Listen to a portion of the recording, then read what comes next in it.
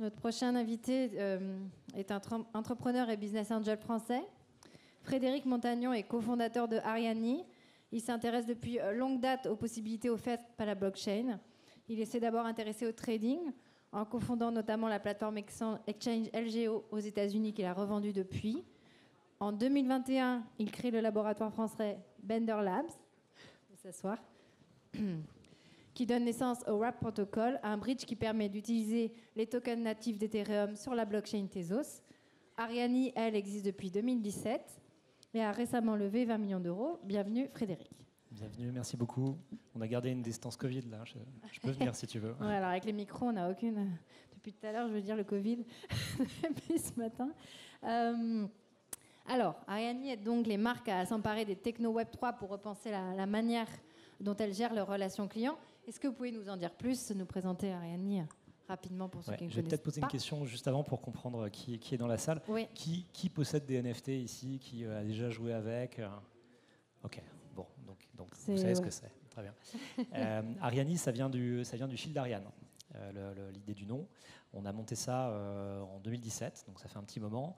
Et la vision initiale, c'est de se poser la question de la résolution quelque part de l'hypercentralisation des données sur Internet. Donc, on le sait tous, on est dépendant de grosses plateformes, on est dépendant de ces bases de données qui sont à la fois difficiles à sécuriser, qui sont manipulables, qui sont manipulées, etc. Et on s'est posé la question de savoir comment est-ce que dans un univers un peu plus décentralisé, on pouvait régler ce problème. Et donc on s'intéresse, nous, à la relation entre des marques et des clients, qui est le moteur d'Internet, parce que finalement, quand on dit ça, c'est le moteur de revenus d'un Facebook, d'un Google, finalement de toutes les big tech. Et on s'est posé la question, est-ce qu'on peut arriver à reconstruire cette relation-là en faisant en sorte que cette relation, donc le lien entre une marque et un client final, ne passe pas par une grosse plateforme et soit un lien qui soit direct et qui appartienne autant à l'utilisateur final, enfin au client, qu'à une marque. Et la solution qu'on a envisagée, c'est une utilisation des NFT qui est aujourd'hui pas très commune, mais qu'on essaye de généraliser en s'appuyant sur les marques. C'est de se dire, en fait, moi je suis une marque, je produis soit des expériences, soit des produits. Et si j'associe à une expérience un produit, ou même une appartenance à un groupe, si j'associe un NFT et que j'arrive à le mettre dans les mains de mon client ou de mon prospect, en fait j'ai créé un lien direct entre lui et moi. Et ce qu'on a fait chez Ariani, c'est qu'on a développé un protocole qui est au-dessus des blockchains, qui permet d'envoyer des messages finalement à un NFT. Donc c'est un protocole de communication quelque part, qui permet à une marque, d'abord, aujourd'hui c'est devenu une commodité, mais de créer des NFT, ensuite de distribuer ces NFT et de faire en sorte que la marque puisse envoyer et communiquer avec un client final. Donc c'est ça notre sujet. Nous, c'est vraiment la réinvention de la relation client de manière complètement décentralisée. Et Nicolas Louvet m'a fait une transition parfaite à l'instant parce que, en effet, quand aujourd'hui on se sert, et toutes les entreprises du monde le font, se sert d'un Facebook, d'un Instagram, d'un Twitter, d'un Snap ou autre pour créer ce lien avec son client parce que son client est sur ces plateformes, mais en fait, il passe son temps à investir dans des connexions qui ne leur appartiennent pas. Donc le graphe social qu'on crée sur un Twitter aujourd'hui, et c'est vrai à titre individuel comme pour des marques, une fois que vous avez passé un temps monstrueux à créer ces connexions ou à les acheter, en fait, vous n'êtes pas propriétaire de ce graphe-là. Donc si cette plateforme n'existe plus dans quelques années, il faudra refaire la même chose ailleurs, et on l'a tous fait. Moi, je me souviens, j'ai passé un temps fou sur Google+, sur MySpace, sur plein de trucs qui n'existent plus. Ça, c'est du temps qui est perdu. Dans un univers Web3, on imagine que ce graphe social, en fait, on se le crée, il nous appartient. Et puis surtout, comme il nous appartient, en fait, on le contrôle. C'est-à-dire qu'on sait exactement ce qu'on en fait. Donc chez Ariani, c'est ça qu'on fait. On aide les marques à s'emparer des technologies et des principes du Web3 dans ce sens pour recréer une relation client et donc un CRM qu'ils maîtrisent à 100% et qui soit décentralisé. Merci pour cette présentation. NFT, ça fait 24 mois que c'est dans le langage... Enfin, on va dire que ça fait pas 5 ans qu'on entend parler de NFT, en tout cas pour les plus aguerris. Qu'est-ce qui s'est passé ces dernières années dans les NFT? Comment vous voyez l'avenir? Ce qui s'est passé, alors il s'est passé plein de choses, mais principalement, moi, ce que je trouve intéressant, c'est qu'on a mis un mot sur des concepts. Et c'est vrai pour NFT, c'est vrai pour Web3. Et ça, ça a été extrêmement efficace, extrêmement utile, parce qu'il y a encore 18 mois, il y avait une espèce de confusion qui se faisait systématiquement entre Bitcoin, les blockchains, des actifs numériques, du blanchiment, du financement du terroriste. Et alors quand vous rentrez là-dedans et que vous essayez de vendre à des corporates, à des entreprises de la technologie, c'est fini. Il y a toujours quelqu'un pour lever le doigt et dire on ne va pas aller dans ce truc-là. Ça sert à des gens pour faire de l'évasion fiscale ou pour aller financer des guerres. Bon. Donc ça, c'est sûr que c'est deal breaker. Avec le fait de nommer les choses, c'est tout bête, hein, parce que je veux dire, les technologies, elles existaient déjà, elles n'ont pas 2 ans, elles n'ont pas 18 mois.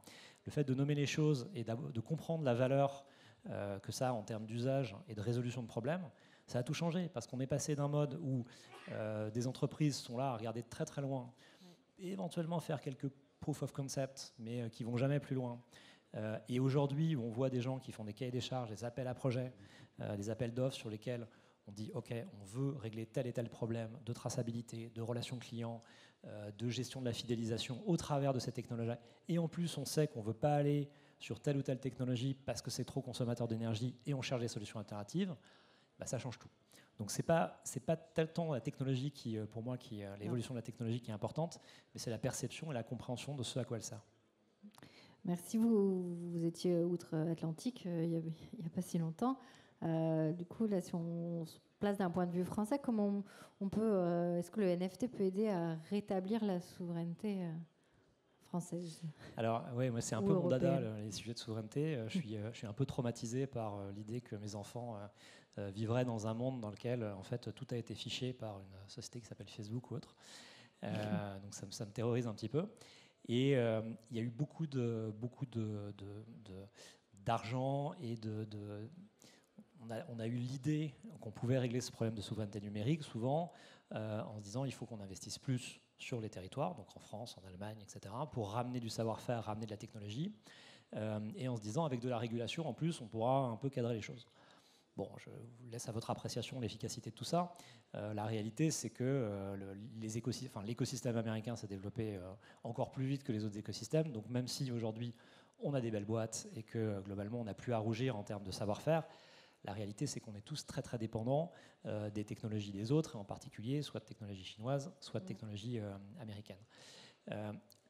Ce que je trouve intéressant dans le domaine du Web3 et cette idée de décentraliser les systèmes d'information, et c'est ce qui m'a fasciné quand j'ai découvert ça il y a une dizaine d'années maintenant, c'est qu'on a des gens qui réfléchissent à non pas la manière de s'approprier les choses, mais juste de se dire comment est-ce qu'on redistribue dans les mains de chacun ce qui lui appartient.